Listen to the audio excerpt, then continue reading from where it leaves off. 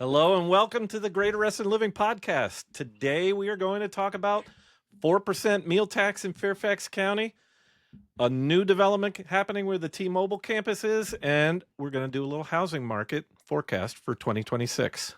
But before we dive in, Kathy, Reston Parkway Oh, closed yeah. again. What's Yes, going it on? did.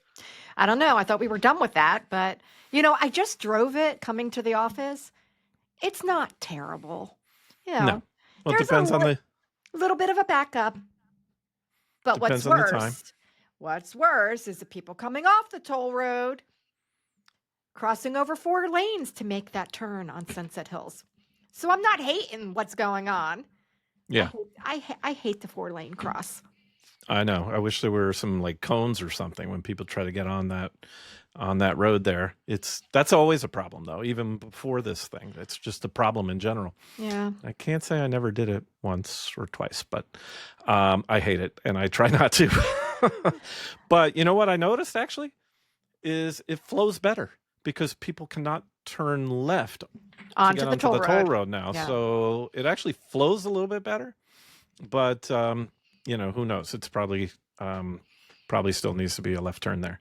Yeah. Yeah. So, okay. So, and the other thing I wanted to just quickly mention too is Traveling Shepherd. I think that place is like, well, I'm going to call that like the Tivana. Remember that place, Tivana? I do. Probably went out of business, but it was like you walked in there and there was every single type of tea known to man from every different location. Traveling Shepherd kind of follows that same model, right? Let's just tell everybody where that is. It's at the Kiss and Ride at Fox Mill. Yeah. Fridays, he's there at 7 in the morning till about 1 or 2 p.m. He roasts his own coffee and he sets up a little tent. If you're in South Reston and you drive by on Fridays, you see him and you're always wondering, what is that? I want to stop, but you don't. And then sometimes you do. So that's how we kind of found him many Right. years ago. Right. But I think, there's so many different coffee shops in Reston and Herndon, but it's sort of the coffee shop experience that people are looking for. But if you are actually looking for a pure coffee experience, then you probably are looking for the Traveling Shepherd, right? He roasts his own coffee. I've been and I've watched him roast, and he's got all the equipment, and he gets the beans from all over the world. It's pretty amazing that he makes this happen. Yeah. It's just Brandon being Brandon, and he loves to talk about it. He's pretty good. All right, let's dig into our first topic of the day, and that is the new meal tax in Fairfax County. What are we thinking about this? It's 4% meal tax in Fairfax County that's being applied, and it just sort of came out of nowhere, or at least it feels like that. Yeah. What are we thinking? Are people going to actually go out to eat as often, or what are you hearing? Well, we did share this, and what the feedback that I have been reading is that, well, people, we're not happy about it because we're getting taxed all the time. So there you go. But I have had people say that they're not going to go out and eat as much.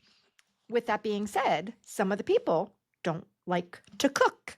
So what are they going to do? I mean, you want to go out, hang out. So there is a time or place for it, but maybe people are going to maybe not go out as much.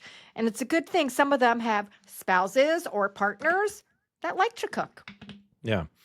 Let's take a look. Let's dive in a little bit because there might be some people out there who never heard of this meal tax or they want to know more about it. So we're here on the Fairfax County tax page, right? Our favorite page, of course. Of course. And they do break it down. What is the food and beverage tax, right? So this is new as of January 1 this year. And they give you all kinds of frequently asked questions. And of course, one of the things I noted was that it's actually a fairly complicated tax to implement if you're a business owner. So this is one of those things where it sounds great, sounds simple. Okay, 4% is going to get added to the cost of your meal. And that's one important thing to note. So it says, what is the food and beverage tax? The food and beverage tax is 4% of the total cost of food and beverages sold by restaurants, caterers, or other establishments, and so on. But basically, it's about whether or not the food and beverage is sold as a meal. So it's not going to be a tax added to your groceries or anything like that. Prepared meals. Prepared meals. Yes. Exactly. So actually I wonder if, a Wegmans, you pick up a prepared meal at Wegmans to, heat in the microwave. I wonder if that counts. I don't know. But they do go over a whole bunch of different options on this page. First of all, one thing to note is that this is a Fairfax County tax, and there are some towns and cities inside of the sort of boundary of Fairfax County where this does not apply, right? So the town of Clifton, the town of Herndon, not all of Herndon, just the town portion of Herndon. Town of Vienna, not all of it, just the town portion. And then the cities of Fairfax and the cities of Falls Church. They do not have this 4% meal tax. They have their own meal taxes, and their own meal taxes may or may not be 4%. I don't have a breakdown of all of them there. But take a look at all these different venues that are going to have to collect this tax. Pretty crazy. Yeah, bowling alleys, the food at bowling alleys. Bowling alleys. Hot dog stands. Exactly. Lunch rooms. I don't know where a lunchroom is other than at the school cafeteria. But movie theaters. So I guess your popcorn's going to I guess that counts as a meal. It's a prepared. Or maybe they're just talking about the, what do you call that place where you can go sit down? Well, the Loom, right? Or what's it called? What's it called in the Reston Town Center there? Why am I blanking? The movie theater. Look. I'm calling it Loom. I don't know why, but the Look. Those places have, sit down meals served. Maybe it's only on the meals served and not on the popcorn. Hopefully we can figure that out one day. And then down here, they actually show you examples. So one thing to note for people is that this is a tax that's going to be added on top of the total meal cost, right? So you can see here, if your meal is $75, then 4% of that is going to be $3. Then the Virginia sales tax gets calculated, but notice the Virginia sales tax, which is normally 6%, is still only against the 75. So you're not getting double taxed in that situation. They're not, in other words, the sales tax is not including the $3 extra. It's only on the 75 original. So there you go. I don't know. People are going to go out less. I mean, what about all those people that do DoorDash and Uber Eats? I mean, they got about 16 different fees on top of what they're already paying. So be prepared to pay more, people. Exactly. We'll be eating. I'll be eating at home more, I'm sure. But, I do like to go out. So there's a balance. There's a balance. All right. Well, our next topic is the T-Mobile redevelopment that's been proposed. Have you heard about this one, Kathy? Over by the Herndon Monroe Metro. Exactly. So been following let's take a look at that. So there is a gigantic proposal by Stanley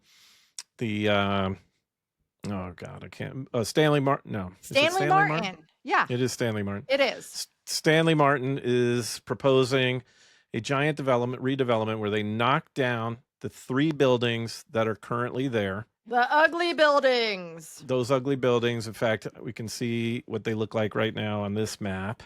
So we're talking about the area that's west of Fairfax County, east of the Herndon Monroe Park and Ride and metro station. And there's these 3 buildings that are kind of brown and ugly. And they have been mostly empty for the last several years because these were originally Nextel, which then got bought by Sprint, which then got bought by T-Mobile. And T-Mobile abandoned these a few years ago, I believe. So it's basically just parking lots and old buildings right now on prime real estate that's less than, half a mile from here. In fact, back on our proposal, there's a map that'll show us the distances and everything. So if you can see here, this is our site map. And we're talking about this first inner ring. That's 1/4 mile. And this outer ring is a half mile. So the whole development is within the half mile, which means it's very walkable to the Herndon Metro station. Yeah. Mhm. And, some portion of it will be only a quarter mile. So it's, 5-minute walk, 10 to 15-minute walk from the farthest particular locations within this development. So let's talk about what they are actually proposing. And we're talking about a development with over 1,000 residences.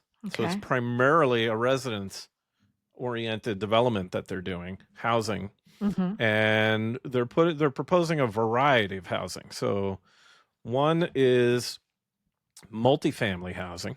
So that's these buildings. You can see this pink building, giant um, condominium type building, and there's a rendering of it that I'll show you in a minute. And then some smaller, more rectangular type of buildings. All of them are proposed to have like garages underneath or on the back side of them, so they're not really dominating the area.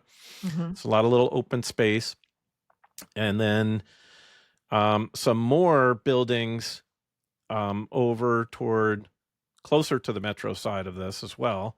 Another larger one and some smaller ones. And then we've got a slew of townhouses. So I think there's let's see if I can get this right. Proposal for 200 townhouses, like traditional Okay. townhouses, and 110 2 over 2 stacked. So those 2 over 2 stacked are becoming more and more popular in our area. And I guess, a lot of people talk about, well, they're just building more unaffordable housing, that kind of thing. And I get We it. hear it all the time.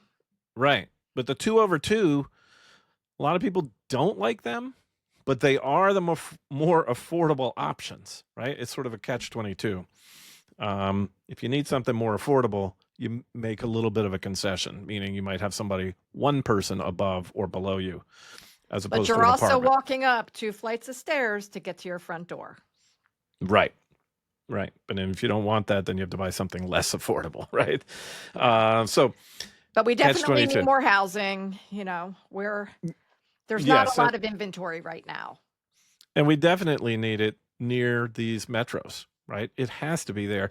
What good is this land doing here if it's just sitting around? It's bordering the Dulles Toll Road and Fairfax County Parkway. So it's not, amazing land in the sense that if you had a single family house there, you would hear cars roaring around, right? So you want this kind of construction in this type of area, I And believe. somebody that wants to be able to get to the metro very quickly.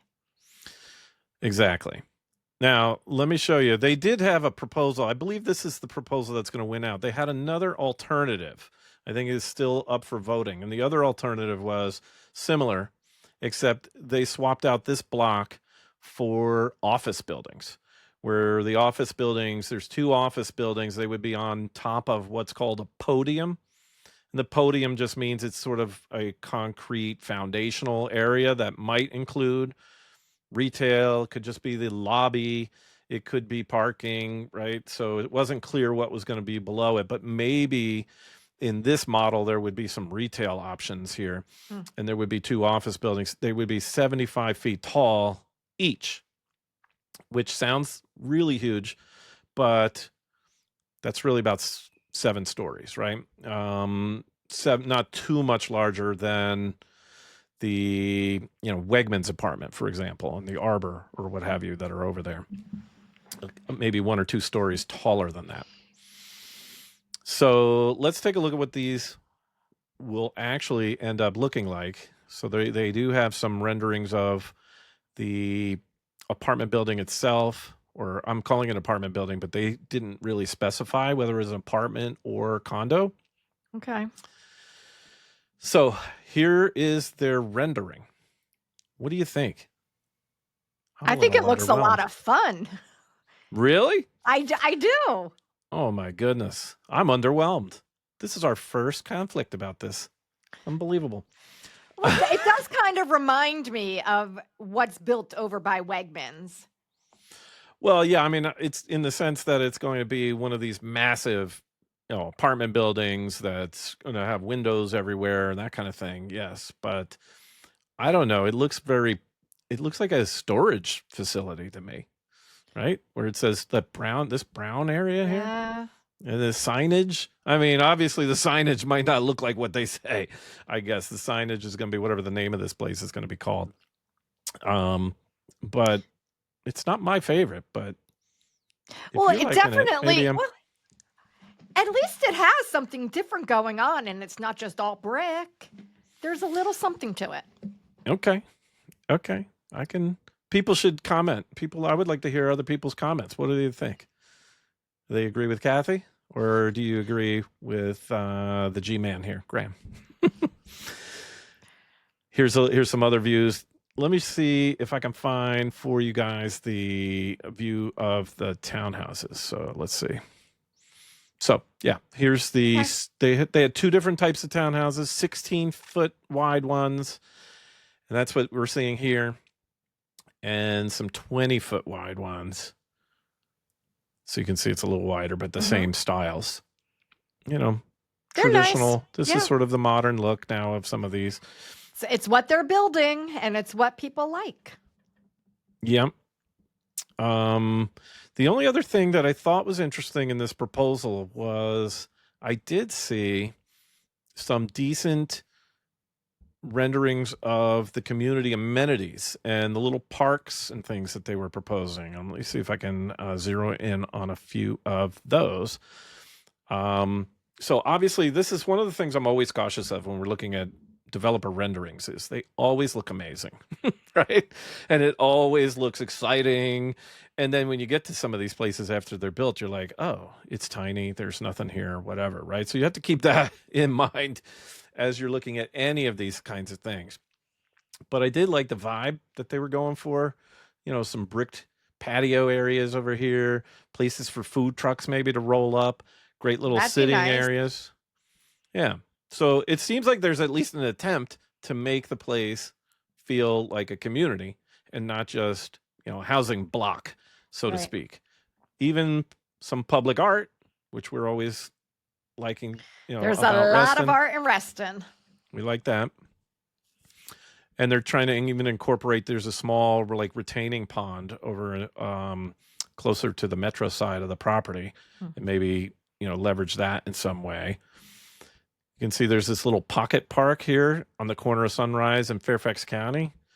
And this was a little difficult to decipher, but it looks like what they're trying to do is make a little bit of a amphitheater type of thing with some seating around it. Maybe you could have little events, things like that. Some pictures of that are here. So here's some examples of amphitheaters. Like here's a little small one with a roof. Here's one with some seating. This one looks like a Greek amphitheater. I doubt they're doing that. But these are some of the ideas, I guess, that they're putting forth. We'll see if they come to fruition. But nonetheless, decent proposal. Looks like it's going to go through. Any other thoughts on this one, Kathy? No, I mean we need the housing, so it's exciting to watch. I know some people don't want to see it more developments, but they're needed. Exactly. So, all right, let's get into the next topic, which is the housing market forecast for 2026. I So can't we're believe still, it's 2026. yeah, and we are going to do our Greater Reston Living annual Reston forecast. So we're going to get very specific. That data is not fully ready yet, so we're not going to go into too much detail. Instead, I want to look at the Northern Virginia forecast put out by the Northern Virginia Association of Realtors, right? And done in conjunction with George Mason University, where they always do a forecast of the whole region. And so we'll see if we can extrapolate from that where we think Reston's going to go when we get the Reston full data set in a week or two. So let's take a look at what they've got. So the 2026 regional housing market. And so they've done this big write-up. Essentially what they're saying in this big write-up here is that what we're going to see is an increase in inventory. They're expecting inventory to grow dramatically, but we are expecting a similar demand as we had last year. Now, for context, people should know housing prices did increase in 2025, roughly about, 4%? just under 4%, which is close to the normal historical average. And I think a Mhm. lot of people are used to the average being 15 or 20% because in the last, from 2020 to 2023-ish, we saw gigantic numbers increasing all the time. So people started thinking that their houses just became giant piggy banks for them, when the more normal appreciation of a home is about 4%. Okay. And so we came in maybe just under that as a region in the area, particularly in Fairfax County. And so what they're saying is expect a relatively stable, relatively flat, mild increases in appreciation is the general idea. And the reason for that is we're going to be seeing inventory of existing houses increase. So let's break it down a little bit. We'll look at some of this data that they've got, or some of the headline data they have for Fairfax County. So they're predicting or forecasting that single family home prices are going to rise just about 2%, 1.9% between 2025 and 2026. So this is underperforming the normal average. Okay. So don't expect a big jump. If you see your neighbor's house sell for whatever, 800K, don't expect to list your house for 850K, right? Mhm. That's what people were doing in 2021. You can't do that now in 2026. You should probably be thinking about listing around the same price if everything is equal. And, hopefully then drive up multiple bids, right? Mhm. Um, then we're also seeing here the median sales price. So they break it down by single families, townhomes. They're saying townhomes will rise about 1.7%. And then, but they're also saying the townhome inventory is forecast to increase 30%. But since they believe the demand is going to be steady, then we're going to only see 4% more sales. So I had to think about this for a minute here. So what they're saying is we're going to see some more sales, more homes for sale total this year, but only about 4% more. And we're still very, very low numbers of sales compared to historical averages. But if the inventory is increasing by 30%, what this means is that the demand is going to be weaker or about the same, which means it's going to take longer to sell a house. So the inventory is going to be of homes that have been sitting rather than, inventory matching the number of sales that we're doing, which would mean it's, a very fluid market and everything's happening quick. And they're forecasting condominium prices are actually going to decline almost 3%, 2.7%, even though they expect more of them to sell. So, a lot to digest there. I think what this means, what do you think? I mean, from a buyer point of view, represents an opportunity, right, Kathy? Yep, yep. And the spring market is right around the corner. So I wouldn't wait. If I were a buyer right now, would you wait for the spring market, or would you get out there and try to take advantage of this before there's competition? I guess I that's I where, would try to do well, that what we say is try to get now is a really good time right. because as the spring market hits, people with kids wanting to, continue finish school and that's the busiest time. Like spring market hits around February till about May. So, if you can get in right before that, it's a good Yep. opportunity. I hear you.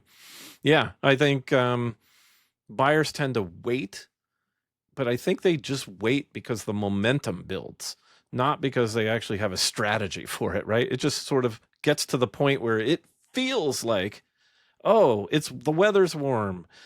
Let's go, honey, let's go check out an open house, right? That kind of conversation starts happening. And if But anybody wants to be strategic, I would recommend they start thinking about that now. I you need about 4 months to like find a house, between doing your search, finding your agent, touring the homes, getting all your ducks in a row with the lender so you get your pre-approval and you need to be ready to go. And then closing can be anywhere from, average is about 21 to 30 days, but some lenders can do it in 2 weeks and some closings 45 days. So it just really depends. What is the seller looking for? What is the buyer looking for? And making it all come together. Exactly. So give yourself some time, but also there is stuff that you can do to maybe clean up your credit before you get that pre-approval. So having those conversations now really help when you Mm-hmm. are in the process of purchasing. Yeah. And then on the seller side, I think sellers need to check their expectations. First of all, they should know it's still a great time to sell. You're still at peak, right? You're going to sell at a great price still. Even if a buyer offers a little bit less, right? It's just going to feel like it hurts, but it actually doesn't hurt. You're still making way more money than you would have a year ago, right? So that's one thing that sellers just need to set their expectations for. And then the other thing is the pricing strategies are different in a market like this. I mean, we don't need to go into all the details here, but just anybody who's out there thinking about making a move or, selling their home, they need to be thinking differently, and they need to be speaking to somebody who understands the data and how to, analyze it for their situation, for the way their home might present in this market. Their home in comparison to the others in the neighborhood, price, condition, location, and figure Exactly. out what the price point should be. Right. There's not a lot of margin for error in that. So you want to get it right first weekend. Exactly. So on that, let's call it a day. I think we've covered a lot. Stay tuned. Anybody out there, you're going to want to subscribe, like, make a comment. Let us know what we're thinking. What do you think of that development? What do you think of the housing market this year, and also the meal tax? Let us know in the comments. Yeah. We always love to have those